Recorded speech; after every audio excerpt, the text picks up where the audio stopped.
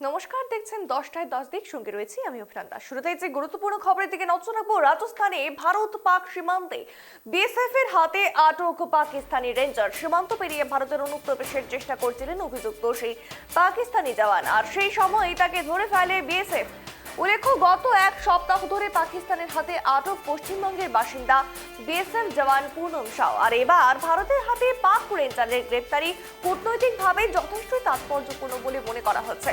BSF সূত্রের খবর, সীমান্ত পেরিয়ে ভারতে ঢুকে পড়েছিলেন অভিযুক্ত সেই পাক জওয়ান। শুধু তাই নয়, বিএসএফ কে রীতিমতো গালিগালাজ করে সে, আর সেই পরিস্থিতিতে অভিযুক্তকে গ্রেপ্তার করা হয় বিএসএফ এর তরফে। আরো বিস্তারিত কথা বলবো এই নিয়ে। আমাদের সঙ্গে টেলিফোন লাইনে রয়েছে আমাদের সহকর্মী সত্যজিৎ।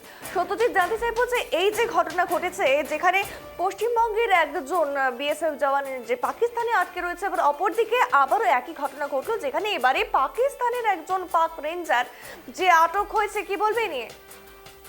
দেখো, একদমই তাই। গত কয়েকদিন আগে পূর্ণম শাহকে কিন্তু আটক করেছিল পাক রেঞ্জার। এই পূর্ণম শাহ ভারতে বিএসএফ, এবং তিনি বলা চলে, যেটা খবর পাওয়া গেছে, যে পাক সীমান্তে ঢুকে পড়েছিলেন টহলদারির সময়, এবং এরপরেই তাকে কিন্তু অপহরণ করে নিয়ে যায় পাক রেঞ্জার।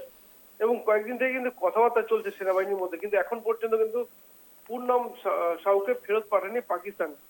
কিন্তু এর মধ্যে যেটা অত্যন্ত গুরুত্বপূর্ণ, তাহলে রাজস্থানে ধরা পড়লো পাক রেঞ্জার, এবং তিনিও কিন্তু বলা যেতে বিএসএফ এর যে টহলদারি, তার উপরে একদিকে যেমন নজরদারি চালাচ্ছেন, ঠিক তেমনই গালিগালাজ করেন। এবং প্রশ্ন হচ্ছে, পাশাপাশি এও চেষ্টা চালাচ্ছিলেন যে তথ্য প্রমাণ কোনো কিছু সংগ্রহ করা যায় কিনা, বা বিএসএফ কোনো পরিকল্পনা করছে কিনা। কারণ ইতিমধ্যে দেখো, দুই দেশের সীমান্তে উত্তেজনা ব্যাপক বেড়েছে, বিশেষ করে পেহেলগাঁও ইস্যুতে। এবং তারপরেই বলা যায় দেশের সেনাবাহিনী কিন্তু ব্যাপক টহলদারি শুরু করেছে, কারণ জঙ্গি তৎপরতা বেড়েছে, জঙ্গিদের অনুপ্রবেশের সংখ্যা বাড়ছে। আর সেইখানেই বলা যেতে পারে বিএসএফ এর তৎপরতা যত বেড়েছে, তত যেন উদ্বেগ বাড়ছে পাকিস্তানের। আর সেই কারণেই বলা যায় একটা বার্গারিং, যেখানে যেভাবে যুদ্ধের পরিস্থিতি তৈরি হয়েছে দুই দেশের মধ্যে, যেভাবে ভারতের পক্ষ থেকে বারবার, অর্থাৎ জঙ্গিদের যেভাবে আক্রান্ত হতে হয়েছে ভারতকে, তারা একটা জবাব দেওয়ার প্রস্তুতি শুরু হয়েছে। আর ঠিকই তারই বলা যায় কাউন্টার, বা বলা যায় একটা কূটনৈতিক চাল দেওয়ার জন্য পাকিস্তান পূর্ণম শাহকে আটকে রেখেছে। কারণ এর আগেও আমরা দেখেছি অভিনন্দন বর্তমান, যে সময় তোমার 1919-এ যখন বিশেষ করে অভিনন্দন বর্তমান পাক সেনাবাহিনী গ্রেপ্তার হন, এবং ঠিক সে সময় কিন্তু ভারতের পক্ষ থেকে বারবার বলা হচ্ছিল যে অভিনন্দন বর্তমানকে ফেরত পাঠানো। কিন্তু পাকিস্তান সরকার সেখানে একটা কিন্তু বার্গারিং এর রাস্তায় গিয়েছিল। কিন্তু শেষ পর্যন্ত বলা চলে পাকিস্তানের তৎকালীন প্রধানমন্ত্রী ইমরান খান রীতিমতো পাকিস্তানের পার্লামেন্টে দাঁড়িয়ে বলেন যে তারা অভিনন্দন বর্তমানকে ফেরত পাঠাচ্ছেন। অর্থাৎ কূটনৈতিকভাবে প্যাচে পড়েই কিন্তু ফেরত পাঠাতে বাধ্য হয় পাকিস্তান। এর পূর্ণম শাহ, তাকেও কিন্তু আটকে রেখেছে পাকিস্তান সরকার। এবং দেখো, তারপরে বিভিন্নভাবে কূটনৈতিকভাবে কিন্তু চেষ্টা চালানো যাচ্ছে।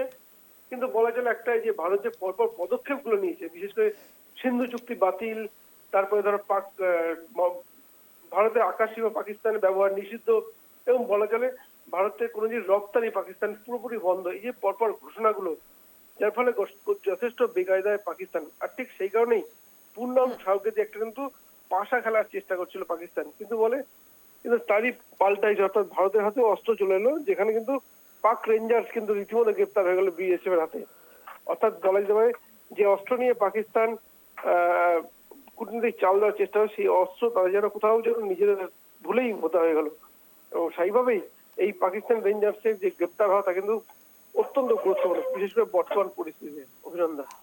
একদমই, অসংখ্য ধন্যবাদ সত্যজিৎ সঙ্গে থাকার জন্য।